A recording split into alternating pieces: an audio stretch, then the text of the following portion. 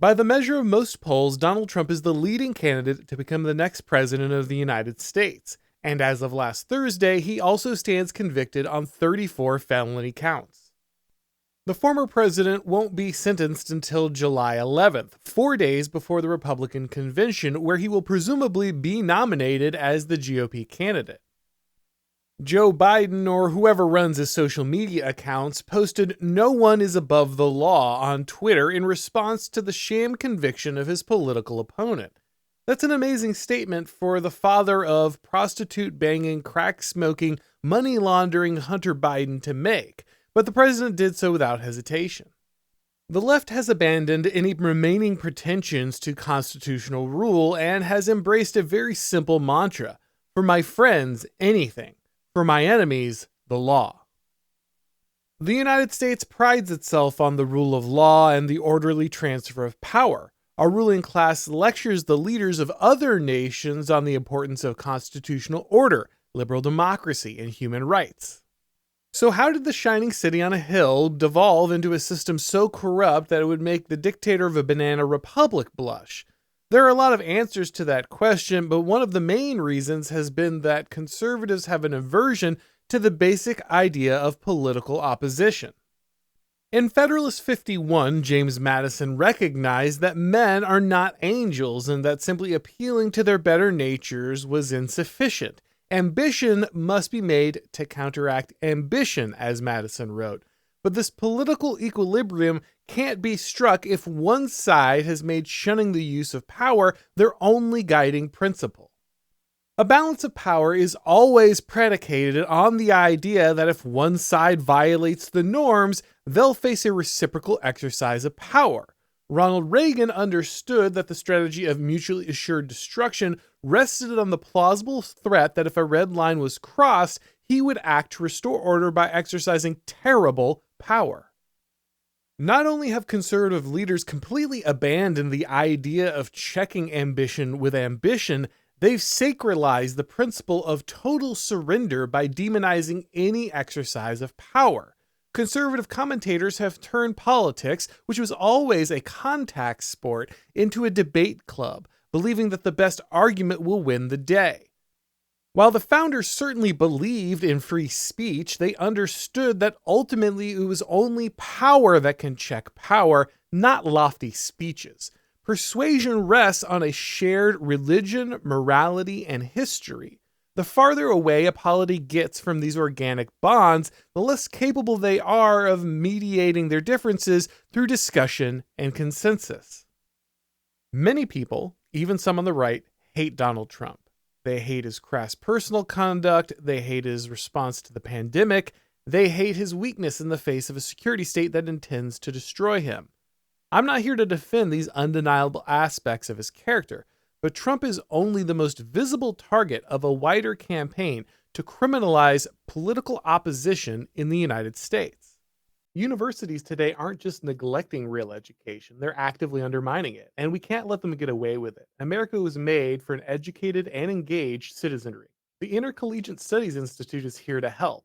ISI offers programs and opportunities for conservative students across the country. ISI understands that conservatives and right-of-center students feel isolated on college campuses and that you're often fighting for your own reputation, dignity, and future. Through ISI, you can learn about what Russell Kirk called the permanent things, the philosophical and political teachings that shaped and made Western civilization great.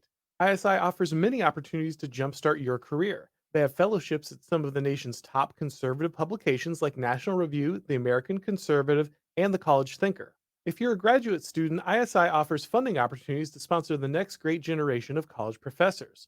Through ISI, you can work with conservative thinkers who are making a difference. Thinkers like Chris Rufo, who currently has an ISI researcher helping him with his book. But perhaps most importantly, ISI offers college students a community of people that can help them grow. If you're a college student, ISI can help you start a student organization or a student newspaper or meet other like-minded students at their various conferences and events. ISI is here to educate the next generation of great Americans. To learn more, go to isi.org. That's isi.org. On Friday, Joe Biden's DOJ succeeded in getting a 73-year-old woman sentenced to over 2 years in prison for praying during a protest at an abortion clinic. Due to her age and medical condition, her family is worried that she'll die in prison. Douglas Mackey is currently facing jail time for posting a meme that insulted Hillary Clinton.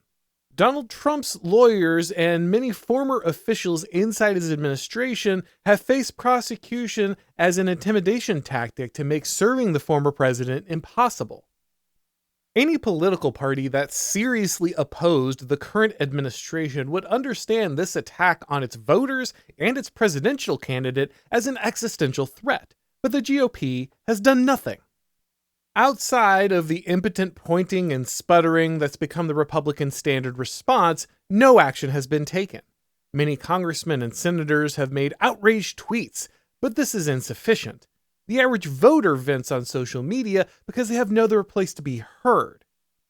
If those that hold official office resort to the same behavior, it can only mean one of three things. 1, they're cowards unwilling to take action. 2, they have no real power and they lie to their constituents about it.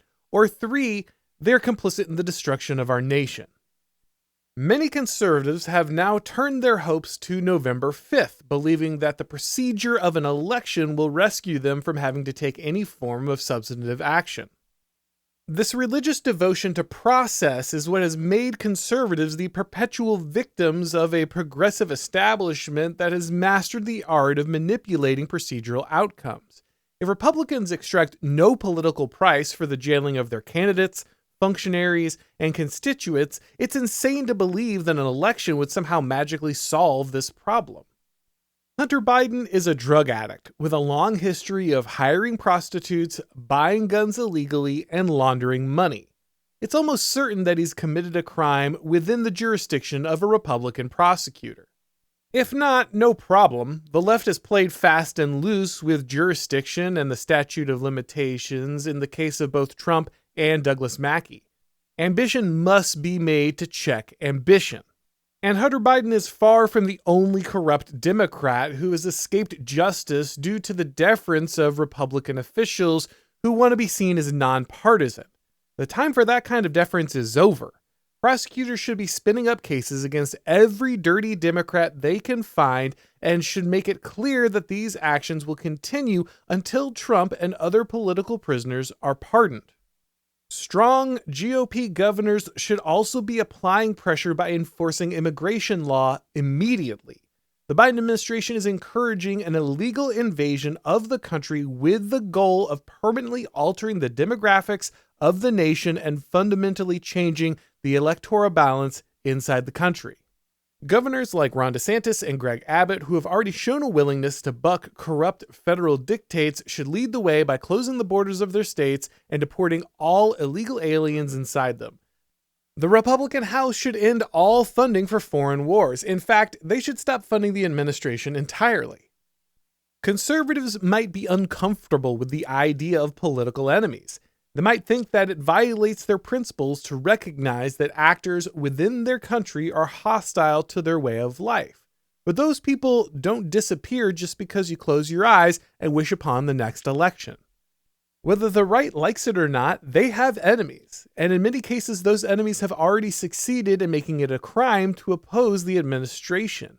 And if ambition does not check ambition, there's nothing that'll stop the left's march towards total control. Republicans must exact a price from their political enemies or complete their inevitable slide into total irrelevance. For my friends, anything, but for my enemies, the law. Thanks for watching, guys. If you enjoyed this video, go ahead and click like, and if you haven't subscribed yet, now is a great time to do so. If you'd like to get these broadcasts as podcasts, make sure that you go ahead and subscribe to the Auron MacIntyre Show on your favorite podcast platform, and when you do, leave a rating or a review. It really helps with the algorithm magic. If you'd like to follow me on Twitter or Gab or Substack or Instagram, if you'd like to get these videos on Rumble or Odyssey, you can follow the links down below in the description. And if you'd like to pick up my new book, The Total State, don't forget you can go ahead and go to Amazon or Barnes & Noble, Books A Million. You can pick it up at a local bookstore for the most part if you want to go ahead and support your local stores as well. And of course, you can go ahead and read all of my columns and watch all of my shows over at The Blaze. Thanks for watching, guys. And as always, I'll talk to you next time.